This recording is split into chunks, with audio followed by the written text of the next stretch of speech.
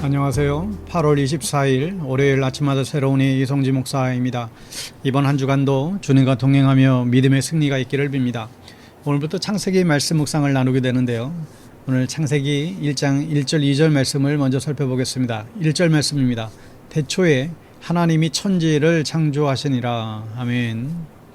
창세기는 성경 중 제일 앞에 나와 있는 책이죠.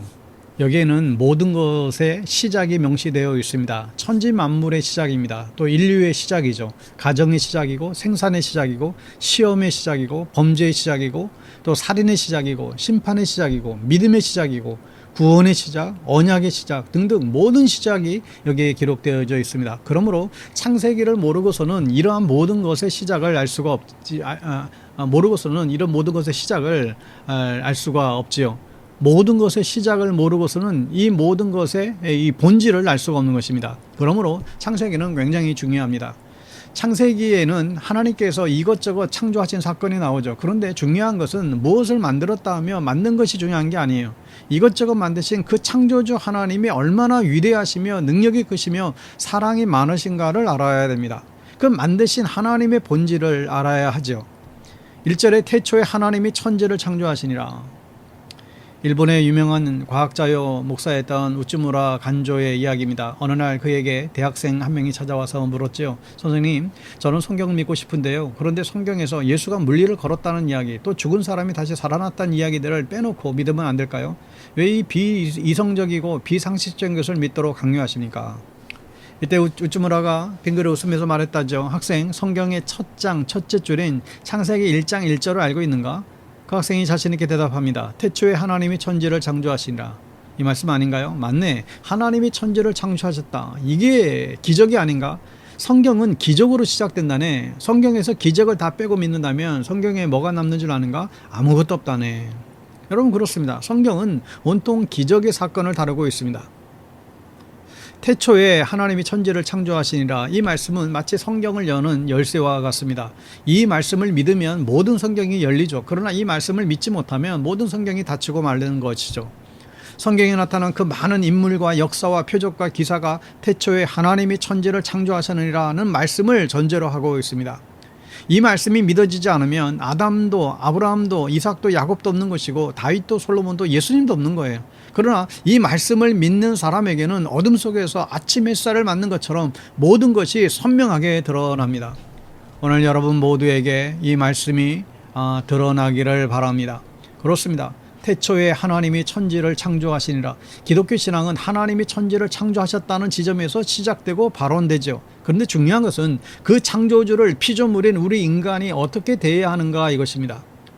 느헤미야 9장 6절에 보면 하늘과 일월 성신과 땅 위의 만물과 바다와 그 가운데 모든 것을 지으신 이에게 경배하라고 했어요. 그리고 계시록 14장 7절에 보면 하늘과 땅과 바다와 물들의 근원을 만드신 이를 경배하라고 했죠. 그러니까 오직 하나님 그분만이 우리의 경배의 대상이 된다는 사실입니다. 여기서 또 중요한 것은 하나님이 천지를 창조하셨다라고 하는 말은 하나님이 나를 창조하셨다는 말이에요. 나는 상상도 하지 못하고 있을 때, 나는 계획조차도 없을 때 하나님이 나를 창조하셔서 내 부모에게 나의 양육을 맡기신 것이죠. 참으로 오묘한 일입니다. 그렇게 해서 내가 세상에 태어났고 하나님과 나와의 관계가 시작된 것이죠.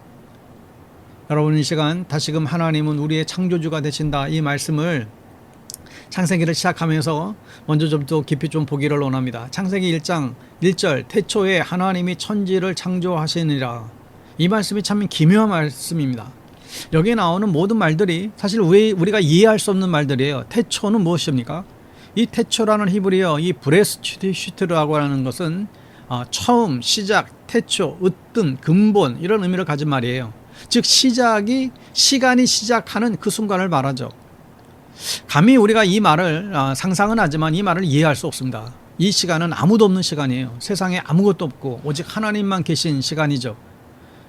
흔히 지구의 나이를 45억 년 이렇게 보는데 45억 년도 상상할 수 없지만 은하수는 132억 년 전에 만들어졌다고 합니다.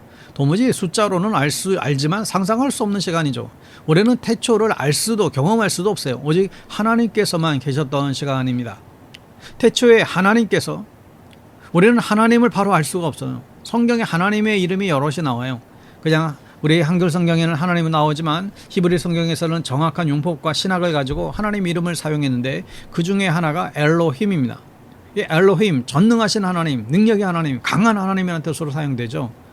천지를 만드신 하나님은 전능하신 분이시다. 그렇지 않다면 아무것도 없는 그 시간에 그 어느 존재가 세상을 만들 수가 있을까요? 우리가 믿는 하나님은 전능하신 하나님이십니다. 그 하나님을 굳게 믿고 기도하는 저와 여러분 될 수 있기를 축복합니다. 천지를 그다음에 보면 여러분 이 천지를 우리는 이 천지도 알 수가 없죠. 지금 우리가 아는 지구와 그리고 우주를 말하는 것이 아니에요. 지구는 우주의 아주 너무 작은 부분 중에 하나일 뿐이잖아요. 우리는 우주의 크기를 짐작할 수도 없습니다. 안드로메다까지의 거리가 250만 광년이라고 하는데 도무지 측정이 안 되는 거리이지만 이것도 우주의 끝이 아니에요. 그 끝에는 뭐가 있을까요? 그건 끝이 아닙니다. 도무지 우리의 머리로 상상도 못할 우주이죠. 네 번째, 창조하다. 이 바라라는 말이죠. 이 말은 그냥 무엇인가를 만든다는 말이 아니라 이 말의 뜻은 아무것도 없는 곳에서 무에서 무엇을 만든다는 말이죠. 무에서 유를 창조한다는 말이에요. 역시 우리의 둔한 머리로는 상상도 못할 일입니다. 어떻게 아무것도 없는 그 상태에서 무엇을 만들 수 있는 분이 있다는 거예요? 하나님께서 주신 이 세상이 없다면 사람이 무엇을 할 수 있겠습니까? 아무것도 못할 존재들입니다. 창세기 1장 1절을 읽으면 사람이 얼마나 작은가, 그리고 하나님께서 얼마나 위대하신가. 사람이 아무리 잘난 척 해봐야 우리는 미물에 지나지 않는 피조물이라는 것을 알게 되죠. 나를 창조하신 하나님의 크심을 여러분 찬양할 수 있기를 축복합니다. 전도서 12장의 1장에 보면 너는 청년의 때에 너희 창조주를 기억하라. 곧 공고한 날에 이르기 전에 나는 아무 낙이 없다고 할 해들이 가깝기 전에 했습니다. 청년의 때에 어쩌면 청년의 때는 자기의 힘과 노력으로 모든 것을 할 수 있다고 자신할 수 있는 시기죠. 또 세상이 자기 계획한 대로 돌아갈 것 같은 착각과 교만을 가질 때입니다. 몸이 건강하여 영혼이 영성할 줄 알고 착각하는 때이죠. 그때 기억해야 될 것이 우리의 창조주입니다. 여러분, 성경은 세상의 창조주가 하나님이시라고 명확하게 말씀하고 있습니다. 지구의 역사가 여러 가지 역사에 대한 주장들도 많이 하지만 여러분 중요한 것은 하나님께서 이 모든 것을 만드셨어요. 이게 변함이 없는 진리입니다. 왜 창조주를 기억해야 됩니까? 그 만드신 분이 다른 곳에 팔지 않으면 그 물건이나 사람은 누구의 것인가요? 내 것이 아니에요. 하나님의 것이죠. 이 모든 것이 하나님의 것입니다. 내 인생도 내가 가진 모든 것도 하나님의 것입니다. 내 마음대로 쓰면 그건 도둑질이에요. 하나님은 우리의 창조주 되십니다. 이 창조주이신 하나님의 뜻을 받드는 저와 여러분의 삶이 될 수 있기를 예수님의 이름으로 축복합니다.